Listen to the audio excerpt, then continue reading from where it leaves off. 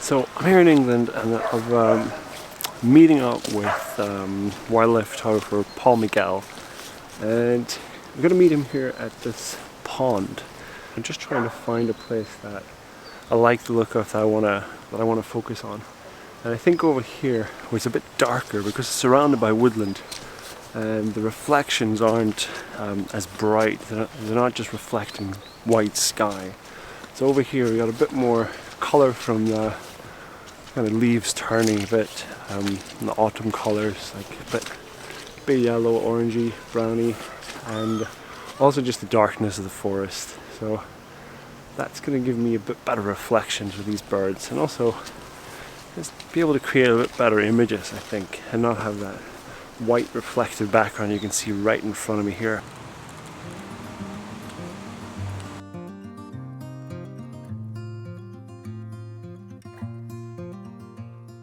I think I really like this area right here. It's quite low, the ground is quite low all the way out to the pond's edge, and I can just lie down here. I also got some reflections of the trees over there that are quite autumny looking, and it creates kind of nice colour on the reflective water surface. Those are a bit of darker areas. But right now I only have some black-headed gulls here, but I know I've seen moorhen. There is tufted ducks, mallards, there's a couple of swans on here as well, so it's a bit of stuff that might come around. But I think I just want to be where the best light that I can see is, and I think right now I'm going to stay here.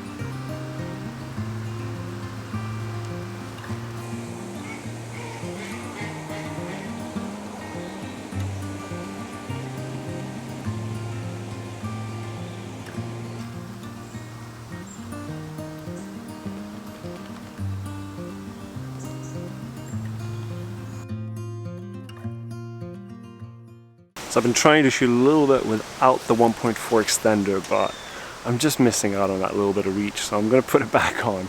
This is a really nice place, and there's a kingfisher about, but he's on the other side, so I'm not close enough for that. I've just got some swans landed here when Paul just came over, so it's looking pretty good and the light is nice, so I'm going to put my extender on and keep going.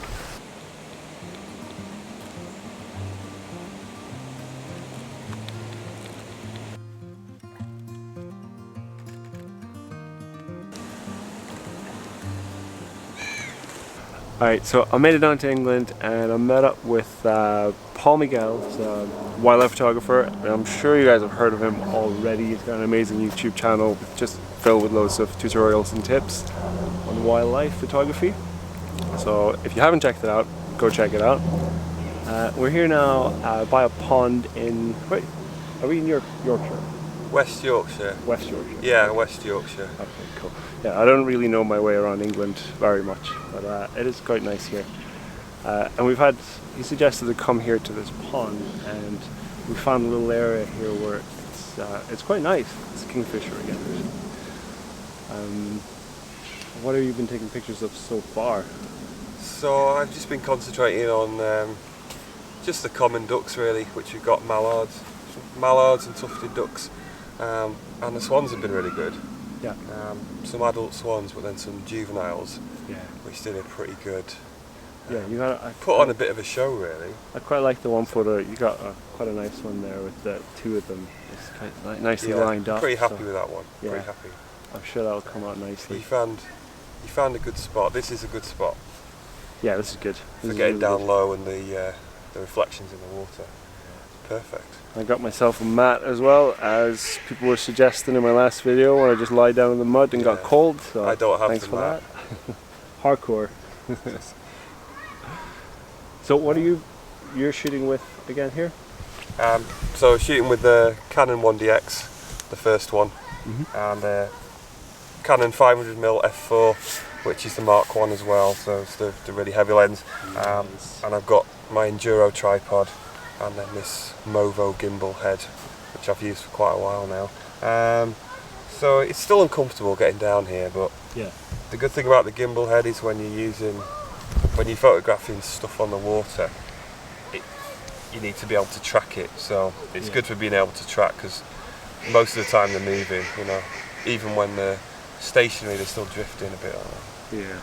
No, I can see that being a really nice setup. But it's never comfortable. Yeah, nothing is really comfortable though. I'm lying here like that. That's my little... It doesn't look very professional compared to that.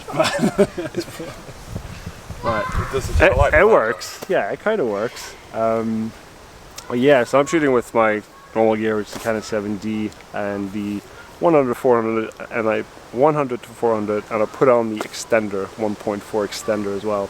So we're going to take a couple of shots. Since Paul here is shooting with the full frame and the 500mm, and I'm on a cropped sensor, and what's the equivalent there? It's like 560, I think, with the extender. Yeah.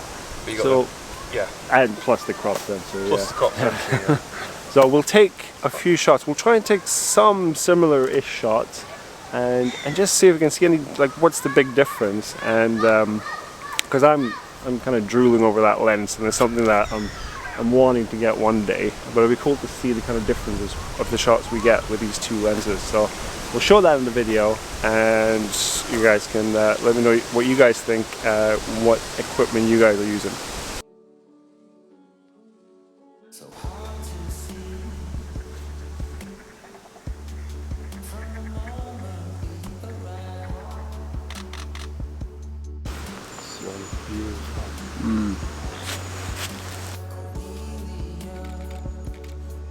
Wildlife seems to get quite close here.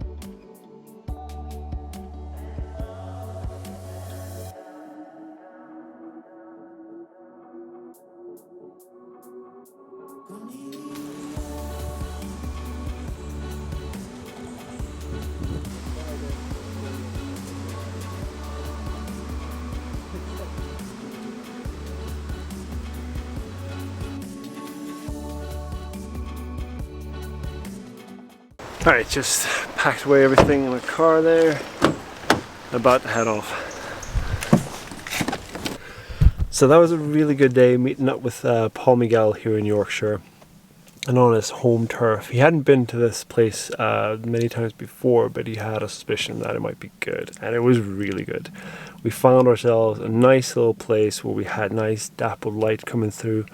We had nice reflections from the yellow birch leaves and some darker patches, which made it really good for reflections and getting a bit creative with underexposing some of the white birds like swans and gulls and those kind of things. So all in all, really good day, and I'll put a link to Paul's channel if you haven't checked it out already. He's got tons of good videos, really good tutorials and videos on wildlife photography. So go check them out, and until next time, I'll see you then.